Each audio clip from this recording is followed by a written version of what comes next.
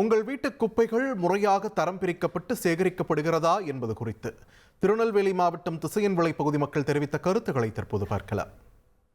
இந்த தெருவில் கால்நடைகள் நிறைய வளர்க்குறதுனால அதுகளுக்கு உணவு வைக்கிறதுக்கு அடுப்பு இருக்கும்ல, அதில் அதில் குப்பையை எல்லோரும் தட்டிடுறாங்க. இப்போ எங்களை மாதிரி கால்நடைகள் இல்லாதவங்க வீட்டில் குப்பையை சேகரித்து வச்சு அந்த வண்டி மூலமாக தட்டுறோம்.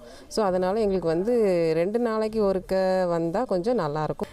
எங்கள் ஊரில் இப்போ மக்கிற குப்பை மக்காத குப்பை ரெண்டையும் எடுத்து தனித்தனியாக பிரித்து தான் வைப்போம். 2 வாளியில் மக்கிற குப்பை இது ஜருகத்தாள், பேப்பரு அதெல்லாம் தனியாக வைப்போம். பழத்தொல்லி, கழிவுகள், இலைகள் அதெல்லாம் தனியாக வைப்போம். எல்லாம் தனித்தனியாக பிரித்து வைப்போம். ஒரு நாள் விட்டு ஒரு நாள் குப்பை எடுக்க வருவாங்க. எல்லாம் கரெக்டான முறையில் நல்லபடியாக செய்கிறாங்க. நாங்கள் மக்கிற குப்பை மக்காத குப்பை அப்படின்னு இது வரைக்கும் தனித்தனியாக பிரிக்கலை. எல்லாம் ஒரு பாக்ஸில் போட்டு கொடுத்துருவோம். கரெக்டாக விசில் சத்தம் கேட்டோன்னே வெளியே எடுத்து வச்சு அவங்களே கொட்டிக்கிடுவாங்க. சப்போஸ் நாங்கள் வைக்கலைனாலும் அவங்க எங்களை கதவை தட்டி கேட்டு வாங்கிட்டு போகிறாங்க. இது வரைக்கும் கரெக்டாக வெளியே எங்கேயும் கொட்டாமல் அவங்ககிட்டே தான் கொடுத்துட்ருக்குறோம். அவங்க மக்கள் கொஞ்சம் எல்லாம் பாலித்தீன் பேப்பர் இதெல்லாம் தனித்தனியாக பிரித்து தந்தாங்கன்னா கொஞ்சம் ஹெல்ப்ஃபுல்லாக இருக்கும்.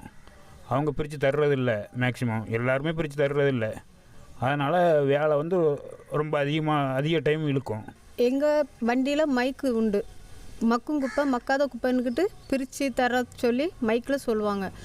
இப்போ அது அப்படி தரலைன்னாக்கி நாங்கள் கதவை தட்டினாலும் நாங்கள் குப்பை எடுப்போம். அந்த பாட்டு சத்தத்துக்கு வெளியே வரலான்னு நாங்கள் குப்பை வீட்டை தட்டி நாங்கள் குப்பை எடுத்து கொண்டு நாங்கள் தரம் பிரிச்சுக்கிட்டு இருக்கிறோம்.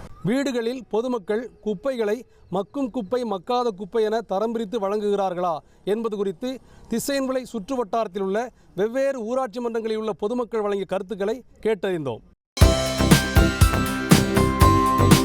தந்தி டிவியை உங்கள் கேபிள் டிவி ஆபரேட்டரிடம் இலவசமாக கேட்டு பெறுங்கள்.